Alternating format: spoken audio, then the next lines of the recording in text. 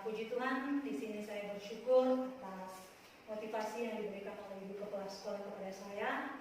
Izinkan di sini Ibu, saya memohon terima kasih banyak atas kesempatan dan waktu yang diberikan kepada saya untuk membawakan kita di dalam diseminasi guru penggerak angkatan 9 Kabupaten Sarni tentang materi budaya positif. Di sini pertama-tama saya menyampaikan bahwa saya ini tidak lebih baik dari Bapak Ibu guru. Saya ini hanya belajar, dan apa yang saya dapat saya ingin berbagi kepada teman-teman yang ada di SD Tarawasi Marigi. Apa yang saya pelajari selama mengikuti guru penggerak selama beberapa bulan kemarin, itu mulai dari modul 1.1 sampai dengan modul 1.4. Di situ mengajarkan saya bahwa sebagai seorang guru kita harus mengenal passion kita itu seperti apa. Dan di sini ada beberapa hal yang selama budaya sekolah. Apa sih budaya sekolah itu? Nah, budaya sekolah adalah hal-hal kecil, kebiasaan-kebiasaan kecil yang sederhana, yang sering kita lakukan di sekolah secara terus-menerus, secara terus mengulang untuk menjadikan karakter anak kita menjadi pribadi yang jauh lebih baik. Nah, mengapa sih budaya sekolah itu penting? Menurut Bapak Ibu guru, mengapa sih budaya sekolah itu penting? Budaya sekolah itu penting untuk karakter tersebut.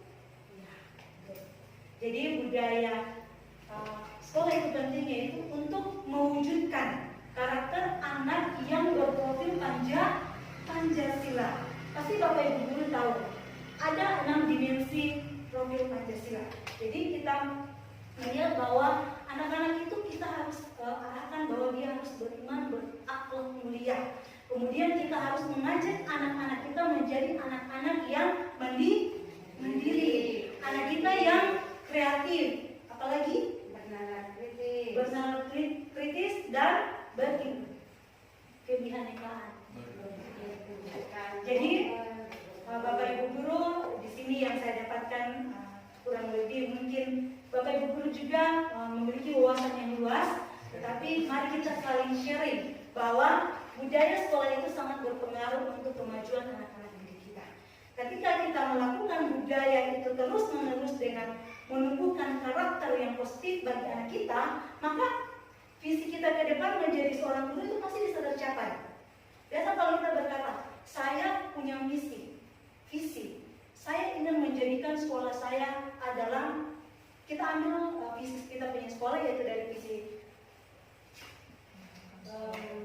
Tarawasi Marigi, yaitu menjadikan sekolah ini dipercayakan masyarakat, menjadikan anak ini cerdas dan memiliki karakter yang kuat.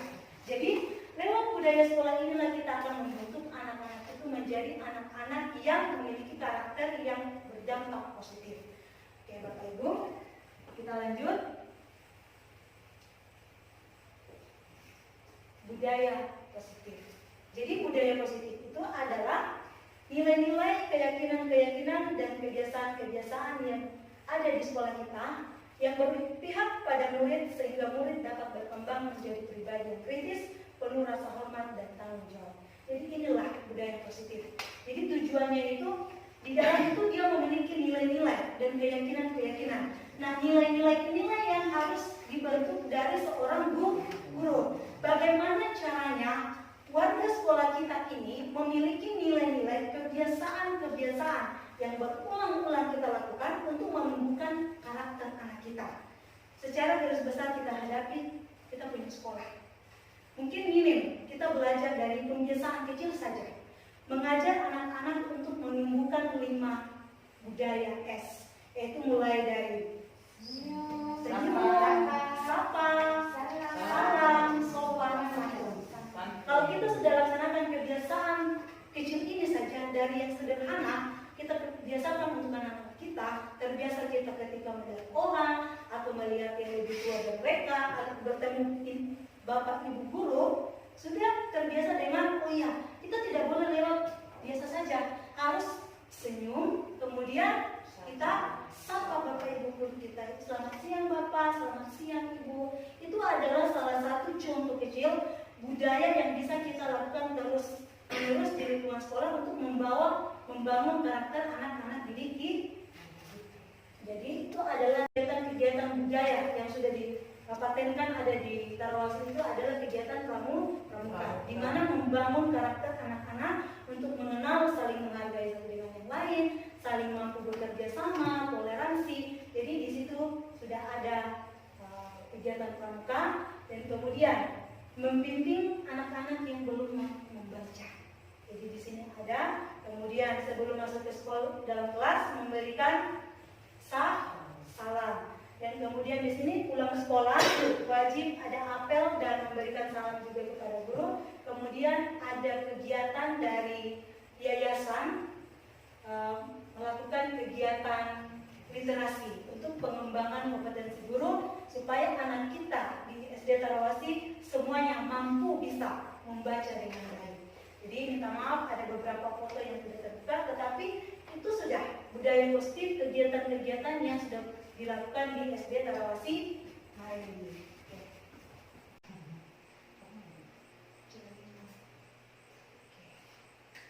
Sekarang kita masuk di makna disiplin. Nah, ini makna disiplin. Dalam budaya kita, makna kata disiplin dimaknai menjadi sesuatu yang dilakukan seseorang pada orang lain untuk mendapatkan kepatuhan. Bapak Ibu, pasti kalau kata makna disiplin, Bapak Ibu sudah tahu. Pasti punya fashion sendiri. Apa sih kata disiplin itu? Coba ada satu teman-teman yang bisa menyampaikan menurut pandangan teman-teman. Di sini kita semua belajar, sharing. Saya juga belum tentu benar. Jadi di sini kita berbagi sharing, dan inilah gunanya kenapa dilaksanakan destinasi untuk membangun kebersamaan, sharing tentang lokasi lingkungan sekolah kita. Jadi apa sih yang Bapak Ibu maknai tentang disiplin? Kalau di sini dikatakan bahwa di dalam budaya kita, makna kata disiplin itu menjadi sesuatu yang dilakukan seseorang pada orang lain untuk mendapatkan kepatuhan. Biasa kalau berbicara kata disiplin, berarti itu identik dengan peraturan. Dimanapun kita berada, baik di rumah, pasti kita temui peraturan. Apalagi di dalam lingkungan kerja kita, lingkungan besar, ini adalah keluarga besar. Ada bapak ibu guru, ada anak-anak yang kita didik. Jadi di dalam membawa karakter anak-anak itu menjadi anak yang kita harapkan menjadi anak yang memiliki karakter berakhlak mulia, pasti kita memulai dari kata peraturan, yaitu menanamkan disiplin. Saya pribadi juga bahwa saya belajar, ini materi ini ketika saya hadapi di modul 1.4 menjadi tamparan buat saya. Makna disiplin. Saya juga belajar bahwa di sini saya belum disiplin.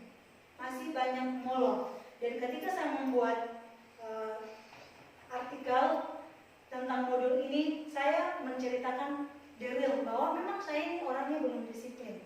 Saya belum mampu mengontrol diri saya. Kita belajar tentang disiplin, kepatuhan. Dimanapun kita berada, pasti yang pertama kita tanamkan itu adalah disiplin. Kita mau belajar karakter, bahwa anak-anak bisa disiplin kalau dari diri kita sendiri, mulai dari diri. Dan saya mengakui bahwa saya belum disiplin. Saya masih terlambat datang. Tapi dengan satu alasan yang bisa saya buat. Alasannya di rumah harus antar adik dulu, baru kita ke sekolah. Tetapi itu kalau secara manusia mau membawa diri lebih baik, itu bukan menjadi alasan. Jadi Bapak Ibu, saya yang belum disiplin ini, saya juga malu menyampaikan. Tapi mari kita sama-sama belajar memperbaiki diri kita. Bahwa kata disiplin ini adalah sangat berpengaruh untuk membawa perubahan karakter bagi anak-anak. Karena anak-anak akan patuh ketika diri kita sudah sendiri yang mulai dari belajar dari diri kita sendiri. Jadi makna disiplin ini adalah peraturan di mana peraturan yang kita buat itu harus ditaati. Jadi peraturan-peraturan yang di sekolah saya sudah lihat sudah luar biasa, tapi masih banyak yang kita langgar. Jadi mari kita bangun diri kita untuk membawa diri kita dari sekarang. Ketika kita belajar bahwa kata disiplin ini sangat berpengaruh untuk perkembangan dunia pendidikan, untuk budaya positif, disiplin positif, ini sangat berpengaruh untuk kita. Saya tidak menggurui, tetapi kita sama-sama belajar bahwa budaya disiplin positif itu adalah kata kunci untuk membawa anak-anak kita menjadi pribadi yang jauh lebih baik. Oke, Bapak Ibu, mungkin di sini juga saya minta satu pendapat Bapak Ibu, apa sih yang memaknai kata disiplin itu untuk membawa kita lebih semangat lagi, untuk tidak jangan hanya sekedar kita berbicara disiplin, tapi membawa motivasi semangat baru. Oh iya, saya harus bisa. Atau apa sih yang mendasari kita untuk harus menjadi orang yang disiplin? Kita yang disiplin bicara. Iya. Sikap dan perasaan taat dan patuh terhadap nilai-nilai yang dipercaya membangun tanggung jawab. Jadi kata disiplin ini saat garis bawah adalah sebuah tanggung jawab. Jadi dia memiliki nilai yang positif yang sangat baik untuk kita pertanggungjawabkan. Ketika kita sudah dapat bertanggung jawab atas hal ini, maka otomatis dengan sendirinya dari dalam diri kita bisa menjadi orang yang dapat membawa perubahan.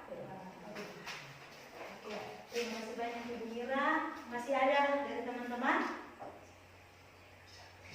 Tidak apa-apa.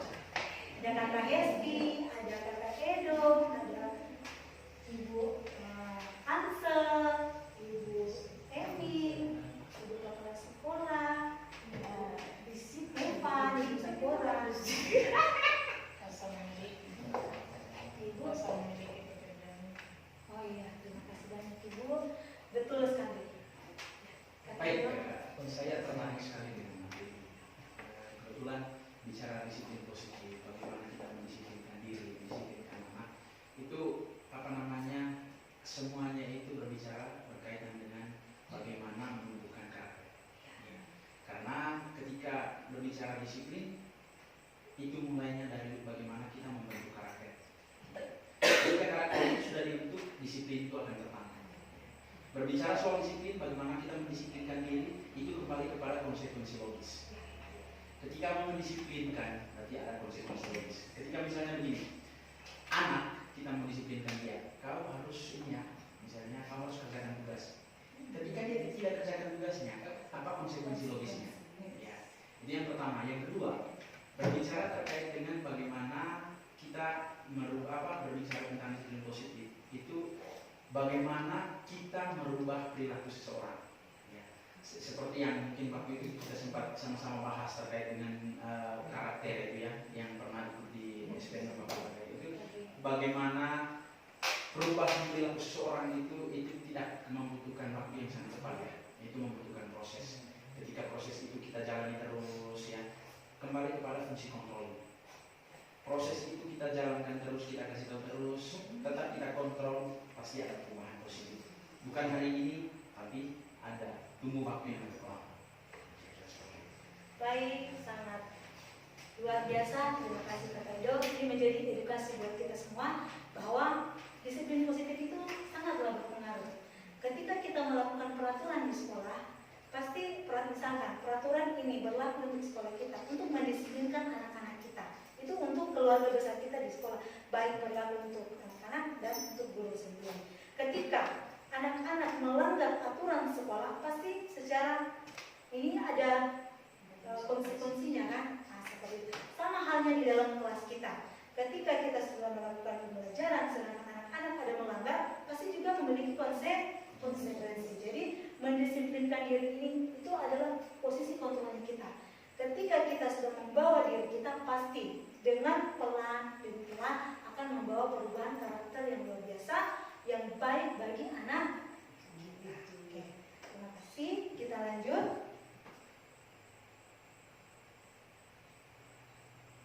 Nah, ini adalah yang dikatakan tadi, dapat disimpulkan dari Bapak Ki Hajar Dewantara. Bapak Ki Hajar Dewantara katakan bahwa makna disiplin itu dan memiliki nilai-nilai kebijakan. Di mana ada kemerdekaan, disitulah harus ada disiplin yang kuat. Sungguh pun disiplin itu bersifat self-disiplin, yaitu kita sendiri mewajibkan dengan sekeras-kerasnya, dengan peraturan yang sedemikian itu harus ada di dalam suasana yang merdeka. Jadi seperti yang dikatakan teman-teman, Ibu Mira, KKN, Edu. Jadi di sini dikatakan bahwa disiplin itu bersifat merdeka. Artinya bahwa dari dalam diri kita sendiri, bukan posisi kontrol diri kita. Harusnya kita harus sadar diri. Kata tadi makna disiplin. Ketika disiplin itu tumbuh di dalam diri kita, berarti secara tidak langsung bahwa kita memiliki motivasi. Jangan karena kita tidak enak sama kepala sekolah, minta maaf dulu. Jangan karena kita takut dapat hukuman dari kepala sekolah, kita rajin. Itu yang harus kita hilangkan. Bahwa kita rajin karena dari diri sendiri harus memiliki disiplin yang positif. Jadi dari diri sendiri, saya rajin karena saya, bukan karena kepala sekolah. Minta maaf. Jadi itu yang menjadi pelajaran yang saya juga pelajari itu benar. Selama ini apa yang saya lakukan ini begini sudah. Saya takut karena mungkin takut dapat teguran dari kepala sekolah. Jadi ini yang saya lakukan. Jadi di sini saya belajar bahwa posisi kontrol kita itu kita harus rubah. Jangan karena pimpinan kita harus rajin. Tapi kita rajin karena diri sendiri. Karena itu sudah pekerjaan kita yang sudah menjadi passionnya kita.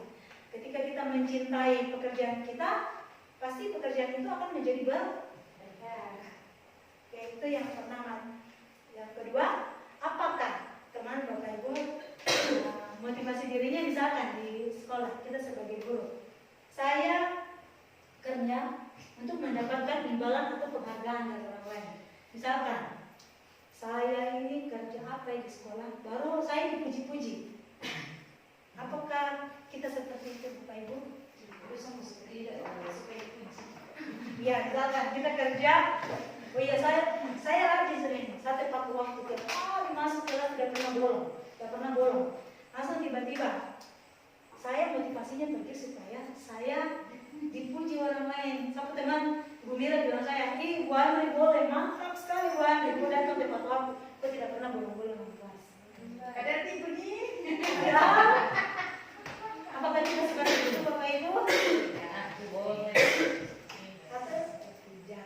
Jadi pasti kita tahu kita kerja, kita sebagai klien, kita sebagai seorang guru, ya itu kita tahu apa yang kita lakukan untuk ini adalah pekerjaan mulia, mendidik anak-anak. Jadi ini adalah bukan karena unsur timbangan ya Bapak Ibu, atau karena rajin dikasih uang 100.000 tiap hari. Mau 100.000 mungkin saya tiap hari tidak terlambat loh kalau itu. Nah, itu motivasi. Jadi motivasi. Atau absen WP-nya. Atau WP. Nah, itu adalah salah satu contoh. Jadi Bapak Ibu, kita tidak boleh menempatkan diri kita karena kita ini adalah seorang pendidik.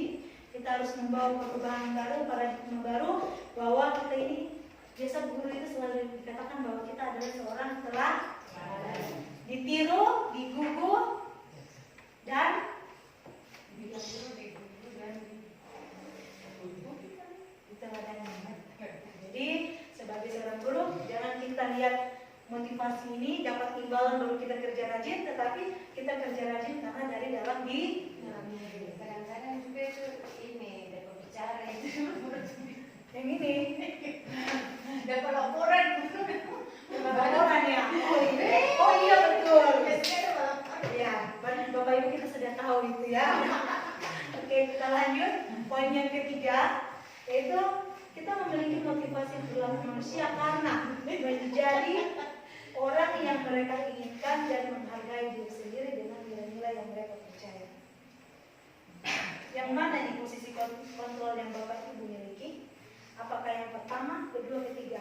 Kalau yang ketiga ini berarti kita memiliki motivasi berdasarkan diri kita.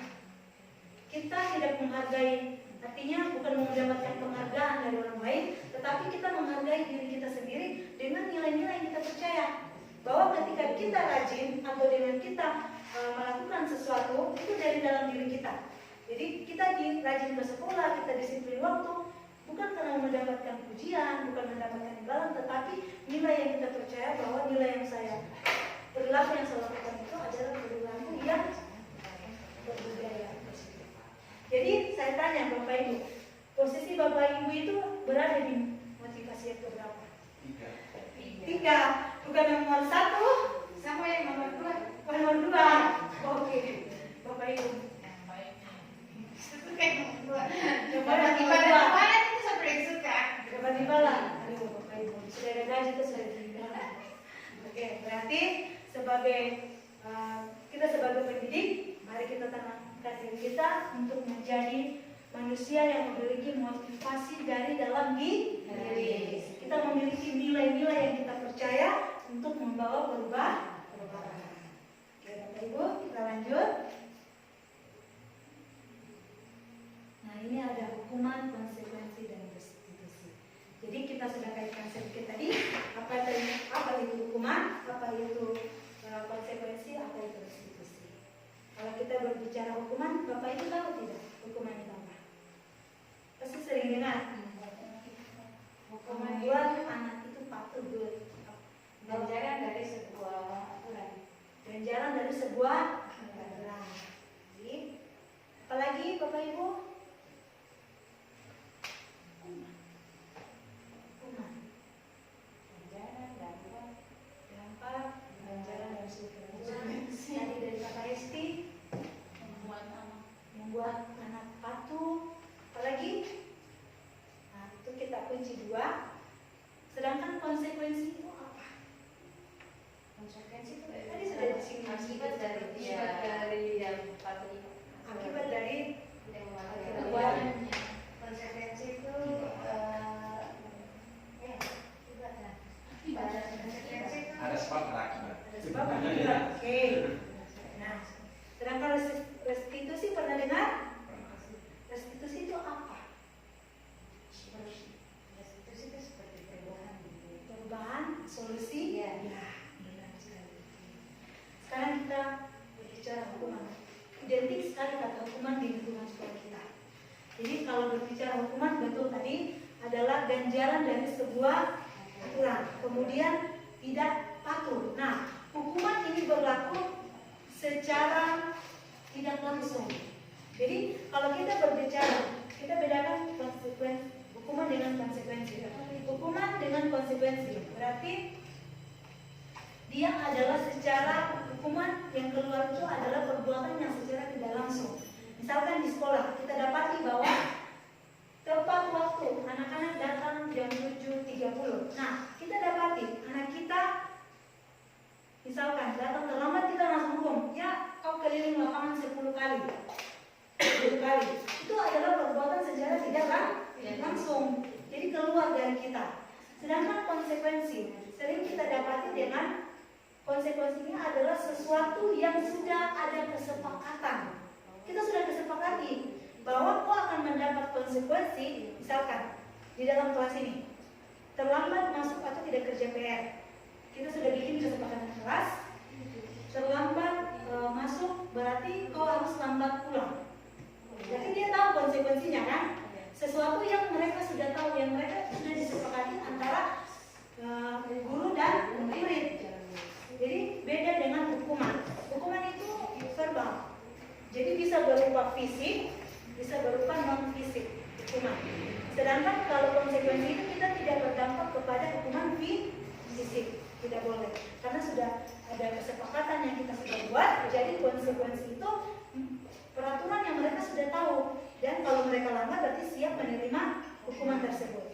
Beda dengan hukuman. Ini, misalkan dia berupa fisik tadi. Terlambat datang, disuruh lari keliling lapangan, itu adalah salah satu hukuman. Nah, dalam restitusi, ketika dia mengalami pelanggaran peraturan, maka harus ada pemecahan masalah. Itu adalah bagian dari hukuman, konsekuensi, dan restitusi. Oke, Ibu, kita lanjut. Ini restitusi adalah proses yang menciptakan murid untuk memperbaiki kesalahan mereka, sehingga mereka bisa kembali kepada kelompok mereka dengan karakter yang lebih kuat. Itu menurut Gosen 2004. Sedangkan restitusi juga merupakan proses kolaboratif yang mengajarkan murid untuk mencari solusi untuk masalah mereka. Itu dari Kelson Gosen 1996.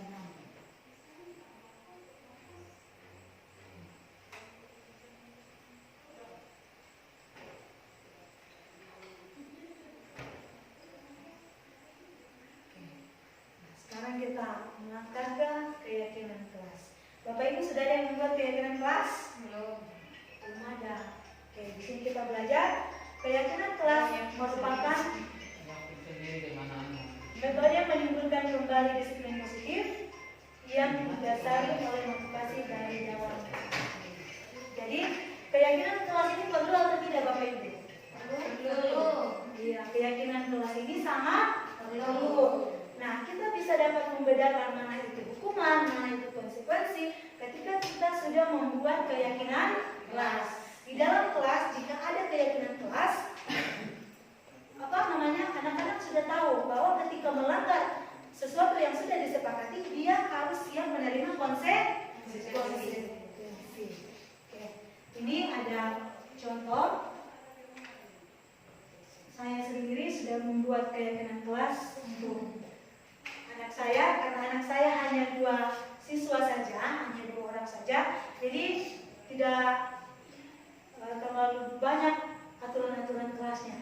Jadi di sini kita kesepakati, ini mereka buat atas pendapat mereka. Saya menyampaikan bahwa apa sih yang kalian mau untuk kelas kita. Mereka sendiri menyampaikan bahwa, Ibu, kami mau kelasnya kami itu masuk ke dalam kelas tepat waktu. Kami mau kelasnya kami itu bersih, rapi, tenang, menghargai sesama. Jika tidak mengerjakan PR, tidak istirahat. Itu adalah kesepakatan kelas yang kita lakukan bukan dari saya sebagai wali kelasnya, tetapi ada pendapat timbal balik dari anak didik kita. Nah, setelah kita membuat kesepakatan kelas, kita harus memberikan kalimat positif. Misalnya contoh, Ibu guru, saya mau kalau saya tenang. Artinya kita bisa jelaskan kelas yang seperti bagaimana sih tenang itu. Kita bisa katakan bahwa kelas kita tenang supaya ketika melakukan pembelajaran tidak saling mengganggu satu dengan yang lain. Itu salah satu contohnya. Nah, ketika kita sudah buatkan di kertas manila. Oke, kita lanjut. Ini adalah posisi kontrol. Nah, ini adalah poin paling penting. Posisi kontrol seorang guru. Jadi guru itu posisi kontrolnya, apakah kita guru sebagai penghukum, apakah kita guru sebagai pembuat orang merasa bersalah, apakah kita guru sebagai teman, apakah kita guru sebagai pemantau, apakah kita guru sebagai pendidik. Jadi di dalam lingkungan sekolah kita ini banyak kasus yang kita hadapi. Misalkan kita dapat anak-anak yang mungkin berkelah kita, atau anak-anak yang kita dapati sering terlambat masuk sekolah, atau anak-anak yang kita dapati mungkin dalam kelas berkelahi atau memperebutkan sesuatu. Apa sih posisinya kita sebagai seorang guru? Nah, ini yang harus kita pelajari. Misalkan dalam kelas kita hadapi anak kita tidur-tiduran, kita tegur, mereka tidak indahkan. Apakah kita langsung hukum dia? Atau kita membuat merasa bersalah? Kita tanyakan dengan nada yang lembut. Ini kita tanyakan kepada anak kita dengan nada lembut, tidak kasar. Atau kita menjadi seorang teman, di sini tidak menyakiti murid, namun akan tetap berupaya mengontrol murid melalui persuasi. Jadi ketika anak kita bermalas-malasan dengan kelas, kita dekati. Layaknya kita adalah seorang teman bagi murid tersebut. Atau kemudian, apakah kita sebagai pemantau, monitor, kita amati dulu apa yang dia lakukan. Setelah kita amati, baru kita dekati dia. Tidak langsung disebut, kau yang tidur kau keluar dan kau panjang, apa tadi keluar. Itu adalah contoh guru kamu. Atau kita sebagai manajer, memberikan respon, menanya anak itu dan memberikan solusi. Jadi ini adalah posisi kontrol kita sebagai guru. Jadi kita bisa lihat, saya ini guru sebagai penghukum kah, merasa bersalah kah, atau sebagai teman, sebagai pemantau, atau sebagai manajer. Jadi kita bisa belajar dari diri kita mengenal. Nah, ini adalah segitiga restitusi. Ketika menghadapi masalah di sekolah, kita baiknya seperti apa? Yang pertama, memvalidasi tindakan yang salah, kemudian menentukan keyakinan dan menstabilkan identitas. Jadi itu adalah bagaimana caranya menyelesaikan permasalahan yang ada di sekolah. Terima kasih, dan itu adalah hasil pemaparan saya pada siang hari ini. Semoga apa yang saya sampaikan bisa menjadi ilmu tambahan untuk kita gunakan ke depan untuk membawa perubahan di sekolah kita. Baik teman-teman, ada satu video yang saya akan putarkan ketika kita menghadapi situasi di sekolah kita. Jadi ini adalah aksi nyata yang kami lakukan di sekolahnya kita, bagaimana sih caranya menghadapi situasi dengan menggunakan segitiga restitusi.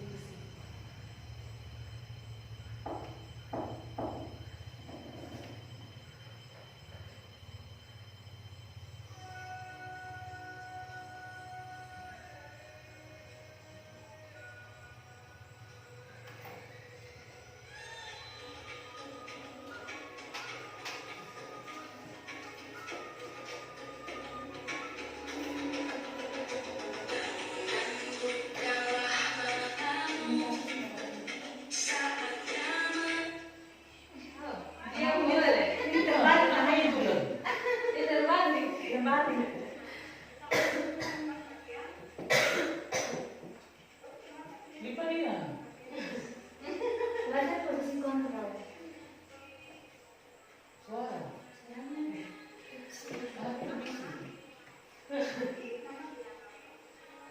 Mama kalah. Volumenya kecil ya, boleh. Apa lihat saja.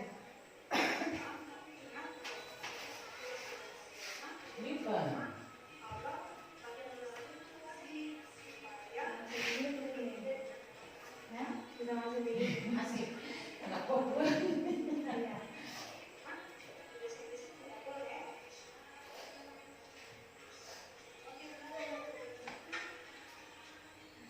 Kasus kedua. Ini mau pukulan. Mati mata.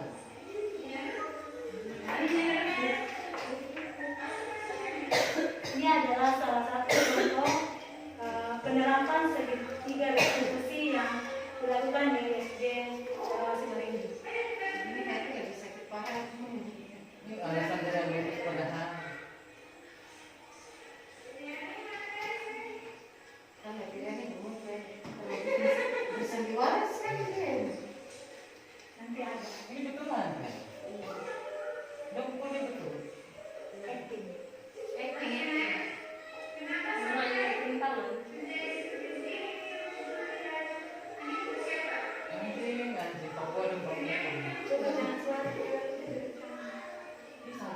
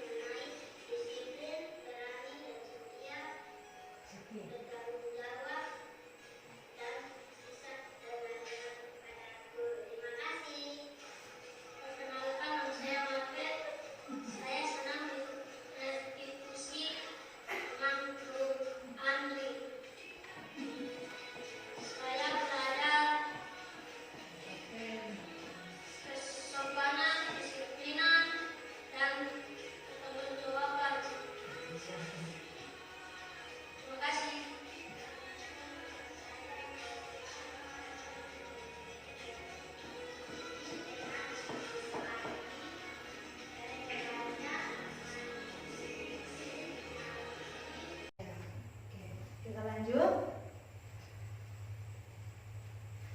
Ini adalah posisi kontrol. Nah, ini adalah poin paling penting. Posisi kontrol seorang guru.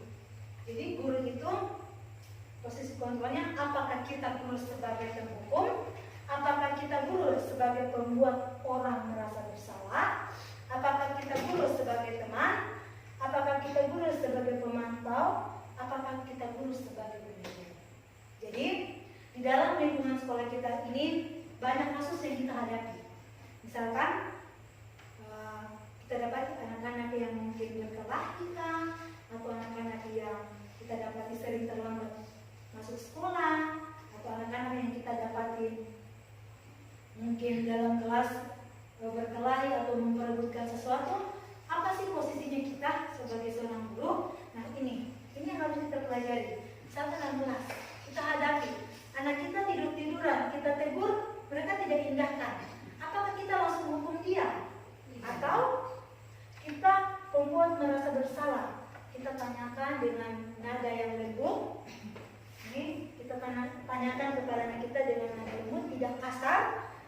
Atau kita menjadi seorang teman, di sini tidak menyakiti murid, namun akan tetap berupaya mengontrol murid melalui persuasi. Jadi ketika anak kita bermalas-malasan dengan kelas, kita dekati. Layaknya kita adalah seorang teman bagi murid tersebut. Atau kemudian, apakah kita sebagai pemantau, monitor, kita amati dulu apa yang dia lakukan. Setelah kita amati, baru kita dekati dia. Tidak langsung tegur, kau yang tidur kau keluar dan kau panjang apa tadi luar. Itu adalah contoh guru penghukum. Atau kita sebagai manajer memberikan respon, menanya anak itu dan memberikan solusi. Jadi ini adalah posisi kontrol kita sebagai guru. Jadi kita bisa lihat, saya ini guru sebagai penghukum kah, membuat merasa bersalah kah, atau sebagai teman, sebagai pemantau, atau sebagai